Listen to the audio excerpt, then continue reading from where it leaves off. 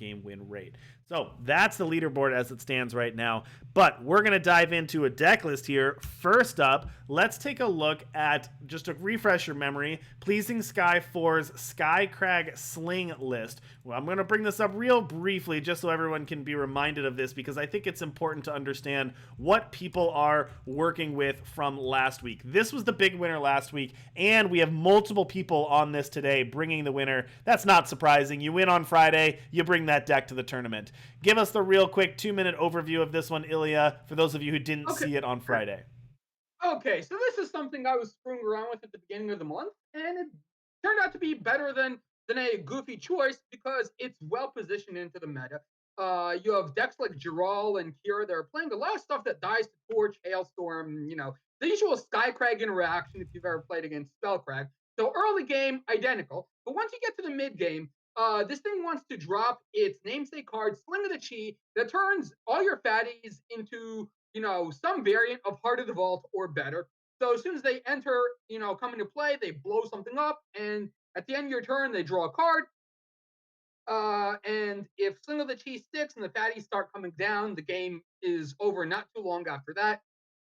It's a mid-range control deck. You kill stuff early with spells and maybe Maveloft Huntresses without the imbue, and then later on, you just control the board with giant fatties that blow something up on incoming every time you play one. At the same time, you just draw a bunch of cards, and sometimes with an unkillable Ross that just keeps drawing cards, whether he's alive or dead, shifted. Amazing deck if you can stick your namesake card, and if you can't, well, you're kind of stuck playing a fair mid-range game. But it's still you're playing a pretty decent game because you're playing a lot of powerful units and very efficient interaction. Absolutely. Thanks for that overview. And something, the really cool thing that came up last week with Rost, the Walking Glacier, because on the Attune ability, play Rost shifted, it does still count as playing a big body. So even if they kill Rost in that turn, it still comes back and triggers again. So pretty cool synergy there. Okay, let's jump over to another interesting deck here. Sorry about that. Hold on. Let me get the better deck list. Hold on, everyone. All right, let's take a look at this one. Hold on. Sorry about that. We are going to look at. I got the wrong deck list again. My apologies. We're going to look at Duocat's deck list here. So give me 1 second while I pull that one up. Simple copy and paste. Here we go. Okay, Team Not Davrod's Duocat. Sorry about that. 4-faction Ruinous Prison. What are we looking at with this one? Okay, so I've played against similar decks very rarely on ladder, but the idea is ultimately this is a primal control deck with a weird win con in that it aims to play a lot of sweepers such as Harsh Rule, Shenris Peaks, and Aramot's Designs, and then draw a bunch of cards with Pinnacle of the Reach and Honor of Claws. So what's the win con? The win condition is it puts 4 Decro's Ruins on you, or some number of Decro's Ruins, and then plays Wrath of Kaifis or Liz, Champion of Linrai, forcing you to draw a bunch of cards, and that way it burns you for a lot of damage, while at the same time gaining a lot of life to stay alive. Do I think this deck has a good shot of taking everything down tonight? We'll have to see, but 4-faction control. I mean, I remember the time I brewed up Mask of Torment to ramp out Ada the Huru, and it actually was a spicy meatball on ladder for a week or so. So we'll have to see how it does. Never say never. Absolutely. All right. Well, speaking of spicy sauces, we've also got Ash Acer's deck as well. I don't even know what you would call this deck necessarily, but what is Ash Acer? 5-faction Kilo? What are we looking at with this one? So I thought this was just another take on Rainbow Vox, trying to bring it back as though it was never out of style, but there's no box here. So what are we looking at? There's a Shrine to Carve It in the market. There's a Kilo, and then you have a whole bunch of toolbox units to do. Kind of hard to say. Just looking at it, I'm guessing it's trying to create a bunch of tokens with Mother of Skies, play a bunch of multi-faction units, and then just swing for the win with Shrine. That's my best guess. we'll have to see how it does. All right, let's take a look at another one. We got a lot of fun deck lists here tonight. Let's take a look at one of these Shrine to Carvet deck lists. I don't think this one is quite as new or spicy, but it's still interesting every time we get a chance to see someone on these Shrine to Carvet decks. So this one, we're looking at reds here, and this is a 4-faction Shrine. Looks like we got some rat cages in there too. What are we looking at here? Explain how this deck's work for everyone. So, okay, this is a rat deck, apparently. You see the 4 rat cages, you see the Severins, and it's splashing fire for a couple of copies of Reactor Forge and a couple of copies of Shrine to Carve It.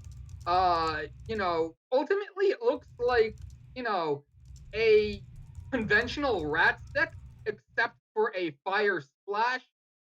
We have a couple of copies of Fearbinder, which allows you to sacrifice a pair of units to play a Fierce Sum with their combined attack and health and Berserk. So if you have Shrine to Carve It going and you sacrifice a pair of 3/1 rats, you get a 6/2 charging lifesteal berserking Fierce Sum.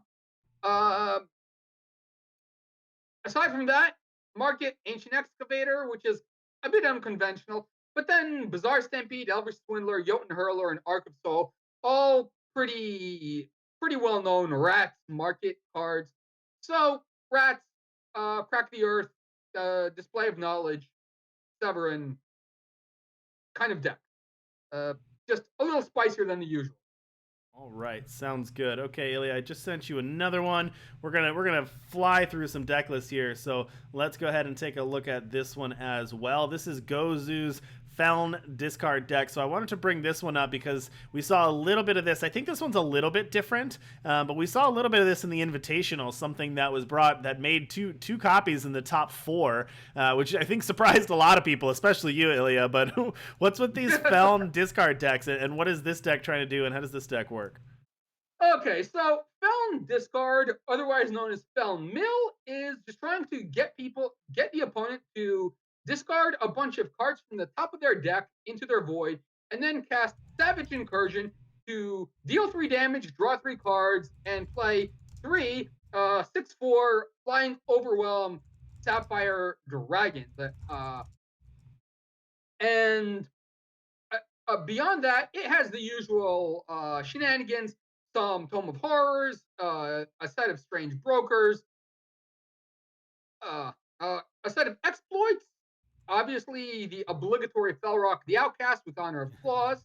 What it does not have is the Mournful Death Cap, I believe they're called, or the 2/1 Deadly Corrupted Two-Face.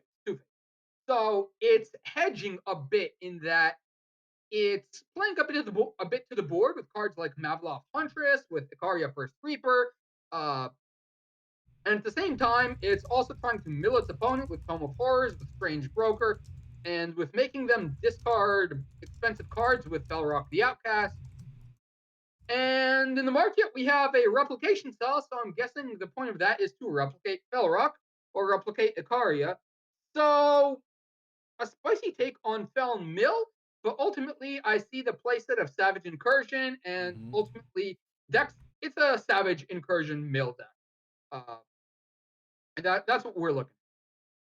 Okay, well, let's see. We're getting our round 1, everyone, so thank you for sticking with us. You can use exclamation point deck lists to see the deck list if you want to take a look at those. All of those should be published now, so you can go through and flip through the deck list that you would like to see, and we are going to get started with round 1 here very shortly. Let's take another one. Our number 1 player last season was Apple Chips, and they always bring some interesting decks, so let's fire up Apple Chips deck list here. This sort of tradition, kind of clear the way deck. What are we looking at here?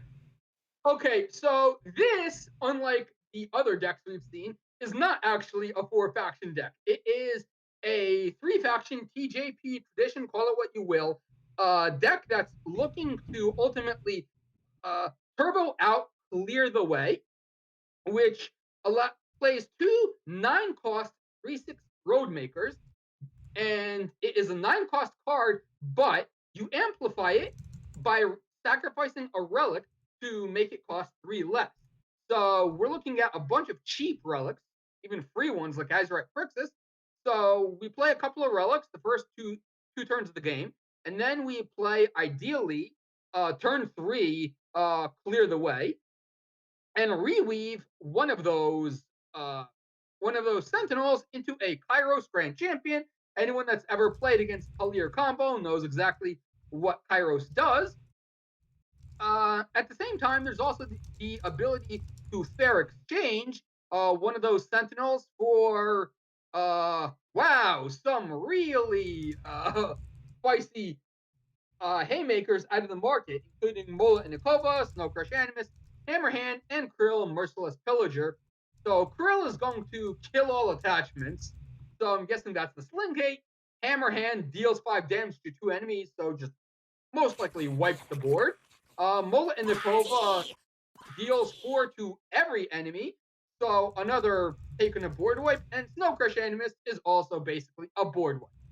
So it's looking to cheat out, clear the way, and if it has some card to combo with it, such as Fair Exchange or Reweave, you really see some fireworks fly. And to top it all off, the card Waystone Gate, the one of in the deck, will play an 8/8 if it's sacrificed for Clear the Way. We also have Read the Stars, so you have more opportunities to actually find Clear the Way. Uh, you know, pretty. It's a deck with one particular plan. Let's see if it can pull it off.